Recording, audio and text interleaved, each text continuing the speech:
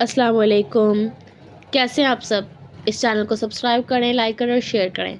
आज हमने linear algebra 12 addition के एक्सरसाइज 4.1 का क्वेश्चन नंबर 3 करना। ठीक है, क्वेश्चन 3 से पहले जो क्वेश्चन 1 और 2 की अगर इसमें से आपका कोई भी रिगार्डिंग क्वेश्चन हो तो आप पूछ सकते हैं। क्वेश्चन 3 पे आते हैं। क्वेश्चन 3 में उन्होंने कहा है ये सबसे पहले ये पढ़ लें। In exercises 3 to 12 determine whether each set equipped with the given operation is a vector space.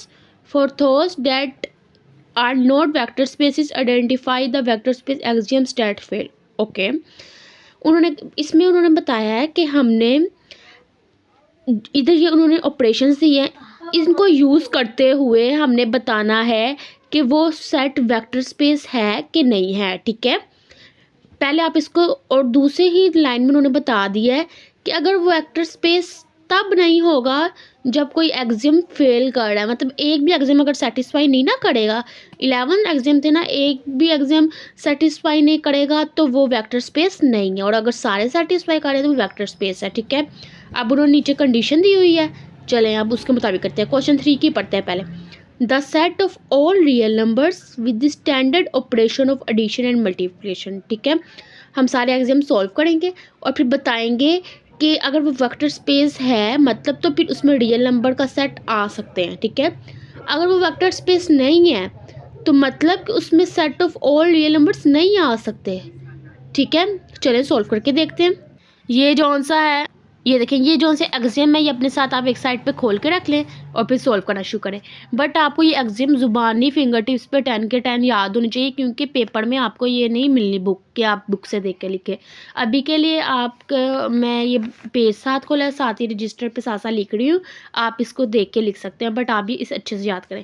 पहला एग्जाम क्या है, u+v is in capital V. करते हैं, सबसे पहले आप स्टेटमेंट लिख लें, let capital V equal to R। ठीक है, फिर लिखें let small u v w is in capital V में इसकी वैल्यू होगी। ठीक है, बट जो V है ना, V is the set of real number. ठीक है, ये आपने लिखना है। ठीक है, इसको भी समझ लेते हैं। ठीक है, ये देखिए u v w तो आपके एग्जाम्स में है, तो हम u v w में कोई भी वैल्यू आ जाए, u में कुछ आ जाए, v में कुछ, w में कुछ भी आ जाए, लेकिन जो v है वो पूरा रियल नंबर का सेट है, यानी v में सारी वैल्यूज़ है।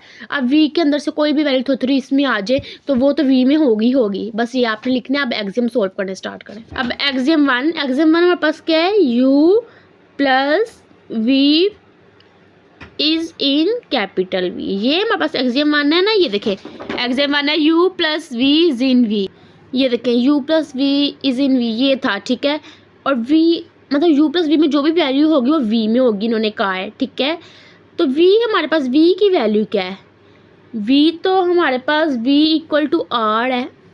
ठीक है ना, ये देखें मतलब v में सेट ऑफ रियल नंबर्स है, मतलब इधर कोई भी इन दोनों में वैल्यू आ जाए वो तो होल्ड कर जाएगी, उसका तो कोई भी आंसर आ जाए, और कोई भी आंसर है वो तो रियल नंबर में शामिल होगा। रियल नंबर मेरे पास क्या होते हैं, रियल नंबर क्या होते हैं जिसमें प्लस इंटीजर्स, माइनस इंटीजर्स, सारी वैल्यूज आ सकती है। रियल नंबर वही होते हैं ना।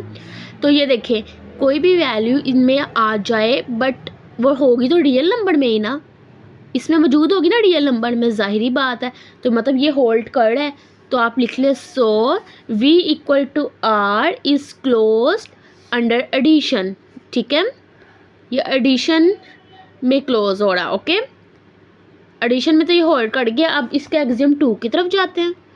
एग्जाम 2 हमारे पास है u+v इक्वल टू v+u। ठीक है, आपने इसको सॉल्व करना है। आप देख रहे होंगे ये कम्यूटेटिव प्रॉपर्टी की तरह भी है। ठीक है, चलें करते हैं सॉल्व।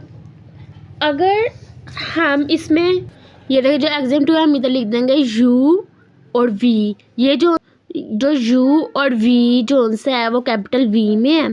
ठीक है ना, और v क्या है, set of real number. Real number में सारी वैल्यूज आती है। अब इधर कोई भी दो वैल्यूज ले लो और उसको प्लस कर ले तो दोनों left hand side right hand side का आंसर इक्वली आएगा। ठीक है, मतलब जो एग्जाम 2 हमारे पास है वो होल्ड कर रहा है। ठीक है, इसको एग्जाम्पल के तौर पे देख लेते हैं ताकि आपको समझ आ जाए, बट आपने इसमें शामिल नहीं करना, ये सिर्फ समझाने के लिए। ये देखिए एग्जाम्पल के तौर पे। ठीक है, ये ग्रीन वाली आपने नहीं लिखनी। यू को आप लेट कर लें कोई भी वैल्यू 1 2 3 कोई भी कर लें, मैं 1 कर लेती हूँ ठीक है। वी को लेट कर लें आप कोई भी 2 कर लेती हूँ ठीक है, कोई भी वैल्यू आप लेट कर सकते हैं ठीक है, यू और वी को। अब लेफ्ट हैंड साइड हमारे पास क्या है, यू प्लस वी, और राइट हैंड साइड हमारे पास क्या है, वी प्लस यू ठीक है। यू की वैल्यू पुट करें, यू की वैल्यू क्या है 1 प्लस वी की वैल्यू क्या है 2 इक्वल टू 1 प्लस 2 3, ये लेफ्ट हैंड साइड का आंसर आ गया। राइट हैंड साइड का लिखे, वी की वैल्यू क्या है हमारे पास 2, इधर 2 आ गया, प्लस यू की वैल्यू क्या है 1 2 प्लस 1 3, अगर दोनों का आंसर इक्वल है ना, ये प्रूव्ड हो गया ठीक है ना। इधर भी इन्होंने यही कहा है, यू और वी में कोई भी, ये सेट है कैपिटल वी का, और कैपिटल वी क्या है रियल नंबर कोई भी ठीक है ना, ये सेट है रियल नंबर का। तो एक्सियम 2 हमारा क्या कर रहा है, होल्ड कर रहा है ओके। ये तो आप लिखेंगे ठीक है। इसके बाद अगर आप ये स्टार्ट पे लिख लें और इस फॉर्मूले को इधर लिखते हुए ना, आप इधर लिख लें u plus v equal to v plus u, because set of real number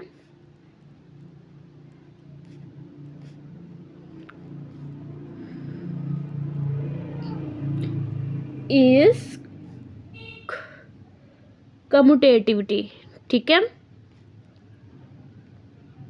commutative property को भी तो ये शो कर रहा है ना, तो आप इतना अगर लिख लेंगे तो ये ज़्यादा बेस्ट है। ये तो आपको स्टार्टिंग पे है ना, ये तो आपकी हर चीज़ के स्टार्ट पर है, कि इधर भी है कि वी जो सा रियल नंबर को सेट कर रहा है ओके। ये सिर्फ समझाने के लिए है, ये आप ना लिखें ओके। अब आते हैं नेक्स्ट एग्जाम पे। अब एग्जाम 3 ये है, देखिए अब यू वी और डब्ल्यू लैदा से एक आ गया है। अगर आप देखें तो ये एसोसिएटिव प्रॉपर्टी है ओके। जो डब्ल्यू है और डब्ल्यू में भी कोई भी वैल्यू ऐड कर ले और इधर भी ऐड कर ले, तो दोनों के आंसर में फ़र्क नहीं आएगा, दोनों के आंसर फिर भी इक्वल ही आएंगे। तो मतलब क्योंकि रियल नंबर में कोई भी वैल्यू माइनस की या प्लस की कोई भी पॉजिटिव या नेगेटिव इंटीजर आ सकता है ठीक है। तो पर उन्होंने हमें इधर मेंशन नहीं किया कि कौन सा इंटीजर आना, बस उन्होंने कहा रियल नंबर्स आ सकते हैं कोई भी। तो आप इधर लिख लें, एक्सियम 3 क्या कर रहा है, होल्ड कर रहा है, because set of real number is associativity ठीक है ना, प्रॉपर्टी के साथ नाम लिखते, because set of real number is associativity ठीक है। ये आपका हो गया ठीक है, बस इतना ही इसका आंसर था। एग्जाम 4 देखते हैं।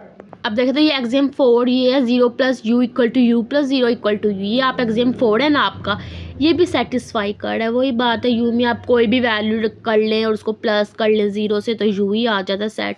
मतलब वी इक्वल टू है किसके, आर के ठीक है, और ये रियल नंबर्स के इक्वल है, मतलब ये होल्ड कर रहा है। 5 में आते हैं, 5 ये एग्जाम है ठीक है, 0 के इक्वल आ रहा है ओके, तो ये भी होल्ड कर रहा है, इसका आंसर आई 0 रहा है। इधर से देखो तो तब भी 0, you minus 0 you 0 minus u plus you 0 0 आ गया ना ठीक है ना। यू में आप कोई भी वैल्यू पुट कर लें, इधर भी यू में कोई भी वैल्यू पुट कर लें, इधर भी। अगर यू में हम लेट करते हैं, ये समझाने के लिए, ये आपने लिए नोट नहीं करना ओके। यू इक्वल टू 1 कर लें ठीक है, कुछ और भी आप कर सकते हैं ठीक है। अब इसमें पुट करें, इधर क्या आना है, u plus minus u equal to minus u plus u, ये है ना। चले 1 पुट करें, 1 plus minus 1 equal to minus 1 plus 1 okay. 1 plus minus minus 1, 1 minus 1 0, left hand side का आंसर 0 है। माइनस 1 प्लस 1 0, दोनों का आंसर इक्वल आ गया ठीक है ना। कोई भी वैल्यू पुट करके देख सकते हो, आंसर तो 0 ही आएगा। ये भी होल्ड कर रहा है, इट होल्ड्स ठीक है ना। ये एग्जाम 5 भी हमारा होल्ड कर रहा है। एग्जाम 6 देखते हैं। एग्जाम 6 है हमारे पास के यू इक्वल टू, आपका ये लिखा होगा एग्जाम 6 में के यू इज़ इन वी ठीक है, मतलब के यू वी का है ठीक है। तो हम लिख देंगे के यू बिलोंग्स करता है रियल नंबर से, जाहिर पता है यू कोई भी रियल नंबर आ सकता है ठीक है, तो मल्टीप्लाई स्केलर से करेंगे तो रियल नंबर ठीक है ना। तो ये बिलोंग कर रहा है वी से ओके, ये भी होल्ड कर रहा है ठीक है। एग्जाम 7 की तरफ आते हैं। एग्जाम 7 ये है हमारे पास ठीक है, इसमें भी कोई भी रियल नंबर आप पुट कर लें ठीक है ना, तो वो भी होल्ड करेगा ओके। एग्जाम 8 में आते हैं। ये एग्जाम 8 है, इसमें भी कोई भी रियल नंबर आप पुट कर लें वो होल्ड करेगा ही करेगा ओके। अब एग्जाम 9 ये है, इसमें भी सब होल्ड करेंगे, और एग्जाम 10 में भी होल्ड करेंगे ठीक है। 10 के 10 एग्जाम्स में होल्ड कर रहे हैं, तो इससे रिज़ल्ट आपका क्या निकला, हमने ये बताना था ना कि वी वेक्टर स्पेस है कि नहीं है, ये बताना है। तो हम लिख देंगे v इक्वल टू आर, मतलब set of real number v में जो है वो वेक्टर स्पेस है। मेन आंसर आपका ये है, ठीक है। इसको लिखना कोई ना भूले एंड पे। अगर एक भी होल्ड ना करता, मतलब इक्वल ना आता, उसका आंसर गलत आता, सेटिस्फाई ना होता, तो वो वेक्टर स्पेस नहीं था। बट सारे होल्ड किए हैं, मतलब वो वेक्टर स्पेस है, और ये हमारा आंसर था, ठीक है। अब क्वेश्चन 4 की तरफ आते हैं। जो क्वेश्चन नंबर 4 है ना, वो भी क्वेश्चन 3 की तरह है, बस इसमें ना वैल्यू दे दी x,0, ठीक है। आप इसको भी सॉल्व करने की कोशिश करें, और ना हुआ तो नेक्स्ट लेक्चर में इसको डिस्कस कर लेंगे। फिर भी कोई भी आपको प्रॉब्लम हो तो आप कमेंट सेक्शन में पूछ सकते हैं, और वीडियो अच्छी लगे तो सब्सक्राइब करें, लाइक करें और शेयर करें। Thank you.